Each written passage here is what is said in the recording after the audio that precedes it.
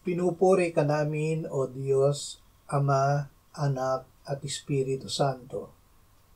Salamat, Ama, na ibinigay mo sa amin si Jesus na iyong anak, na namatay para sa aming kasalanan, iyong muling binuhay, iniakyat at iniluklok sa iyong kanan sa langit. Salamat na ibinigay mo sa amin ang iyong banal na Espiritu at sa pamamagitan niya ay ibinuhos mo ang iyong pag-ibig sa aming puso. Panginoong Hesus, gawin mo kaming mapagpakumbaba gaya mo.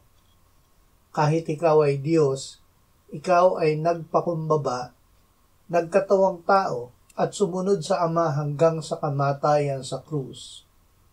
O Espiritu Santo, gawin mo na lagi naming talikdan ng aming sarili, pasanin ang aming krus at lubos na sumunod kay Jesus. Amen.